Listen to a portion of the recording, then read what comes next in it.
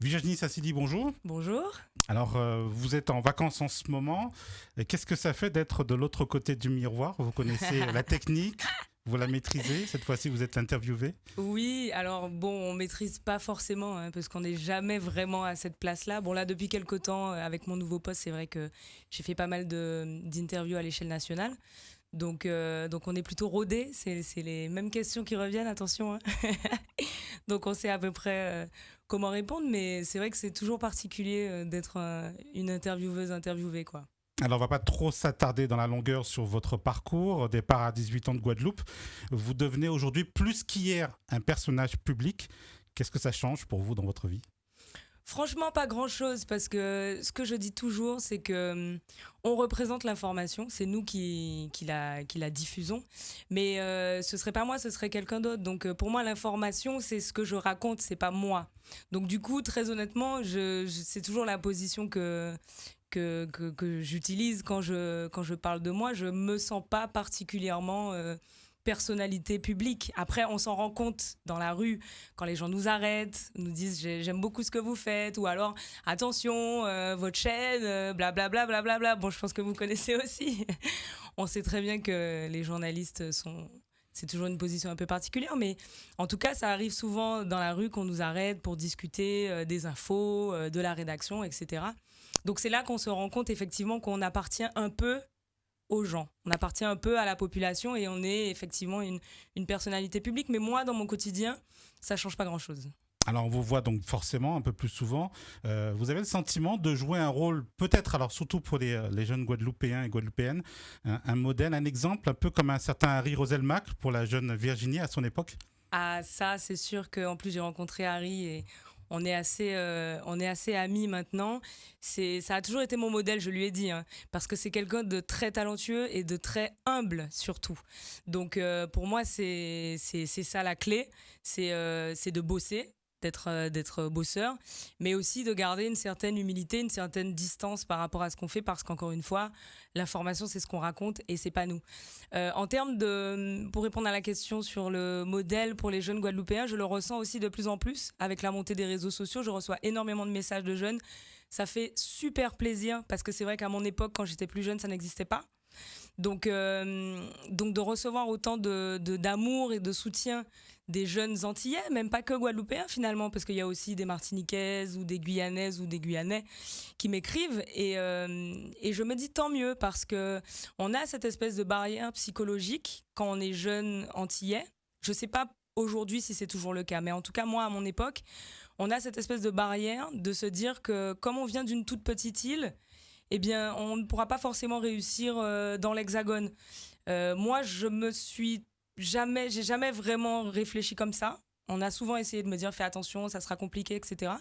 Je me suis dit, j'essaye. J'ai rien à perdre. Au pire, ça ne fonctionne pas et je ferai autre chose. Mais je me suis toujours laissé guider par ma passion et c'est le conseil que je donne aux jeunes qui m'écrivent. Je leur dis, écoutez, si c'est vraiment ce que vous voulez faire et que vous êtes passionné par ça, il n'y a pas de raison que qui que ce soit vous arrête. Donc allez-y. Et moi, ça me fait très plaisir je me rends justement accessible, j'essaye de répondre quand on m'envoie des messages, etc. Parce que c'est pas toujours évident, c'est un milieu voilà, qui est un peu C'est opaque. un moteur pour vous? C'est une motivation supplémentaire? C'est une motivation supplémentaire, oui, tout à fait. Franchement, à chaque fois que je reçois des messages de jeunes, je suis très fière en fait. Je me dis, mais si je peux leur donner cette image de réussite entre guillemets et de poursuite de ses rêves, avec plaisir, franchement, avec plaisir. Et j'encourage effectivement tous les jeunes, pas que antillais, mais bon, on est aux Antilles, donc on va parler aux Antillais. J'encourage vraiment aux jeunes d'aller dans le sens de leurs rêves et de rien lâcher, d'aller jusqu'au bout. Alors aujourd'hui, c'est des vacances. La Guadeloupe, c'est quoi? C'est vraiment que de la détente ou c'est vraiment plus? C'est se ressourcer? Alors, c'est de la détente et c'est se ressourcer, mais c'est du sport parce qu'il faut voir tout le monde. Attention, faut frustrer personne, faut voir la famille, les amis. Donc, mais bon, c'est du bon sport, on va dire. Ça fait plaisir, se ressourcer parce que moi, je persiste et je signe à dire que la Guadeloupe, c'est la plus belle île du monde. Hein, je reçois beaucoup de commentaires à chaque fois que je poste ça, mais voilà, moi, c'est mon avis. J'ai beaucoup voyagé. Je trouve que la Guadeloupe n'a pas à rougir et n'a rien à envier à aucune autre île. Donc oui, je me ressource énormément quand je viens ici. Je me détends beaucoup aussi. C'est ce que je disais, j'en discutais hier avec des amis. c'est la seule destination où quand je viens, je ne pense plus à mon travail. Mais vraiment. C'est-à-dire que je garde un œil sur l'actualité parce qu'il faut toujours le faire, mais je déconnecte complètement. Et donc, c'est vraiment, ça vous permet de totalement faire relâche. Vous avez acquis beaucoup d'expérience ces dernières années, sur le terrain principalement, et notamment depuis votre arrivée à BFM TV. Vous avez fait de la présentation également. Il y aura, dès donc la rentrée, dans quelques jours, dans quelques semaines, 4h30, 6h sous BFM, l'après-matinale avec Dominique Marie. Ça représente quoi de co-animer cette tranche d'infos sur BFM TV? Très honnêtement, tout le monde me dit ça sera difficile, les horaires c'est compliqué, c'est 4h30 du matin, donc il faut arriver à 1h à la rédaction. Mais moi, honnêtement, hein, quand ma direction m'en a parlé, j'ai pris du temps, j'ai pris 48 heures pour réfléchir parce que j'adore quand même le terrain, donc c'était pas une décision facile. Et je leur ai dit, vous savez quoi? Eh ben aux Antilles, il sera 22h30. Donc moi, je suis ravie. Je suis ravie de cette tranche horaire parce qu'au moins, je sais qu'aux Antilles, on pourra me regarder et ça me fait plaisir. Et je pense que j'aurai toujours des petites attentions pour les Antillais qui regarderont. Donc, et puis, pour revenir à l'heure parisienne, on réveille les Français. Il n'y a pas beaucoup de chaînes en France qui commencent le direct. Parce qu'il y a beaucoup de chaînes qui diffusent toute la nuit, mais pas en direct.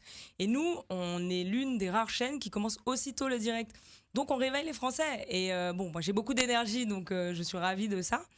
Mais c'est pas une mince affaire, quoi. Il faut avoir... Durer sur la saison en plus. Ouais, il faut durer sur la saison, il faut tenir les horaires. Non, moi je vois ça comme un nouveau challenge. J'adore les challenges. C'est quelque chose de nouveau, c'est un nouveau poste, c'est un nouveau métier. Même si ça reste le métier de journaliste, c'est complètement autre chose. Donc je suis contente d'essayer. Pour moi, je me sens chanceuse d'avoir cette tranche. Alors, on suppose qu'il y a forcément un format, il y a bien sûr une équipe, un travail qui est fait. Est-ce qu'il y aura quand même une touche Virginie Saint-Silly? Évidemment, il y a toujours une touche Virginie Saint-Silly. Moi, je reste toujours très naturelle à l'antenne. Je pense que c'est souvent ce qui revient dans les messages de soutien et d'encouragement qu'on m'envoie, c'est que on me trouve drôle, on me trouve un peu maladroite, ou j'essaie de garder la même personnalité à l'antenne. Je ne change pas. Voilà, et je pense que ça changera pas. Je vois pas pourquoi ça changerait. Il y a ma petite touche et c'est très bien comme ça. Vous avez déjà eu l'occasion de travailler avec Dominique Marie parce que lorsqu'on fait de la co-animation, souvent on s'attend à ce qu'il y ait véritablement une osmose entre les deux, un vrai travail d'équipe. Oui, c'est vrai, on s'attend à une complicité. J'ai travaillé avec lui une fois. J'ai présenté avec lui une fois, ça s'est super bien passé. Après, encore une fois, il faut voir dans la durée si ça fonctionne. Il n'y a pas de raison, je pense. Il est très professionnel. Lui, il a l'habitude, ça fait 4 ans, je crois, qu'il fait cette tranche. Donc c'est quelque chose, c'est un exercice qu'il maîtrise très bien. Et la seule fois où j'ai travaillé avec lui, il m'a beaucoup encadré, il m'a donné des conseils et il m'a rassuré aussi parce que c'est pas une tranche facile et donc il m'a dit tu verras, moi je pense que ça va bien se passer. Il y a pas de raison. Maintenant, moi je suis plutôt de nature optimiste, donc pour moi, il n'y a pas de raison que ça ne fonctionne pas.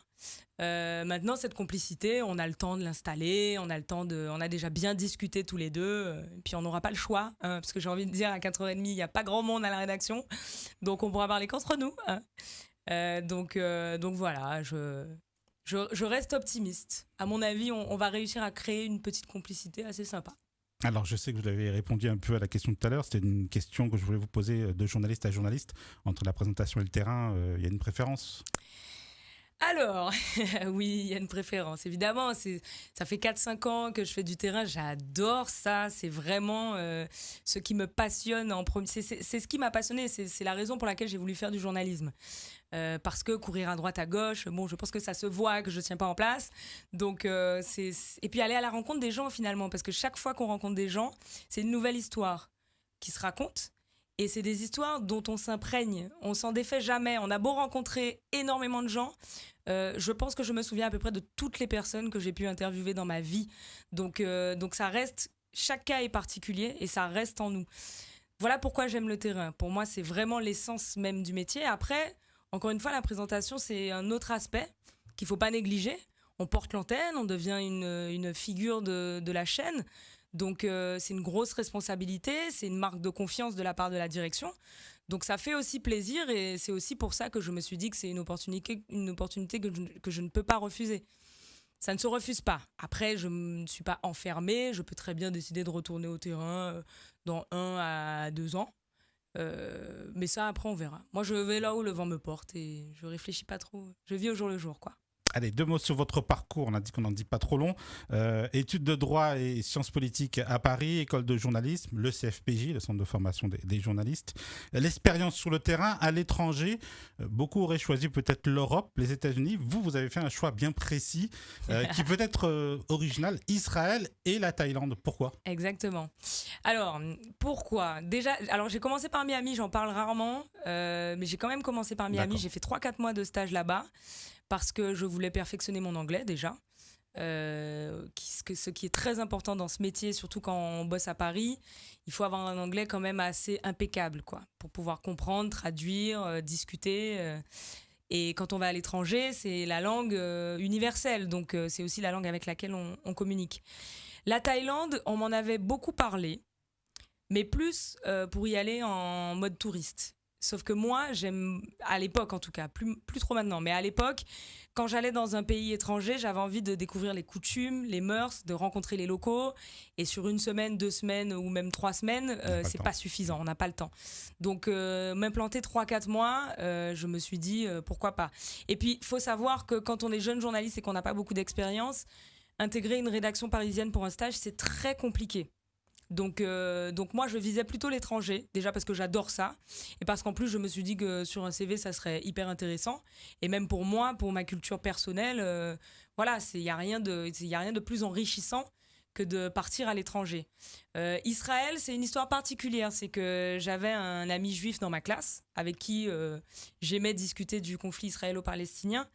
Mais lui n'aimait pas trop ça parce que c'est très compliqué, il a raison. Moi, je lis beaucoup de bouquins là-dessus. On a beau lire, on a beau aller sur place, ça reste très compliqué. Et à chaque fois, il me disait, mais tu n'as qu'à aller sur place pour voir toi-même. Et je me suis dit, bah écoute, je vais te prendre au mot, je vais y aller. Parce qu'on avait un stage de 3 mois à faire. Et du jour au lendemain, vraiment, hein, c'était au mois de décembre et on devait commencer le stage en janvier. J'ai dit, voilà, j'arrive pas à trouver un stage à Paris, je vais aller en Israël. J'ai contacté la seule rédaction française télévisuelle qui existait là-bas. Et ils m'ont tout de suite dit oui. Et je suis partie, ça a 3 mois et demi, je crois, au total. Et j'ai beaucoup aimé l'expérience parce qu'on apprend beaucoup sur place. Malheureusement, je ne pourrais pas vous expliquer le conflit israélo-palestinien ici, mais c'était l'une des expériences les plus enrichissantes de ma vie, vraiment. Dernière question, vous êtes devenu journaliste aujourd'hui, qu'est-ce qui vous reste encore à faire ? Est-ce que vous avez des projets ? Alors, en général, je réponds à cette question en disant que j'arrive pas à me projeter. Parce que je me dis que du jour au lendemain, tout peut changer, on a toujours des opportunités qui arrivent comme ça. Donc, pour l'instant, je suis très épanouie dans ma rédaction qui est jeune, qui est dynamique. La moyenne d'âge, elle est jeune. Hein. Sur le terrain, on rencontre des gens qui ont 20 ans, comme on rencontre des gens qui ont 35 ans. Je crois que ça ne va pas vraiment plus loin.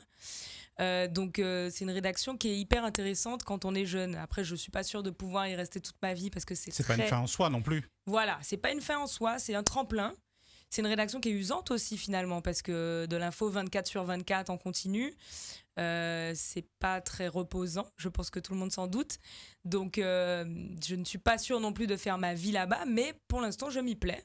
Je m'y plais beaucoup, je m'entends très bien avec ma direction. Donc voilà, pour l'instant je ne saurais pas donner particulièrement de projet. Je me projette pas.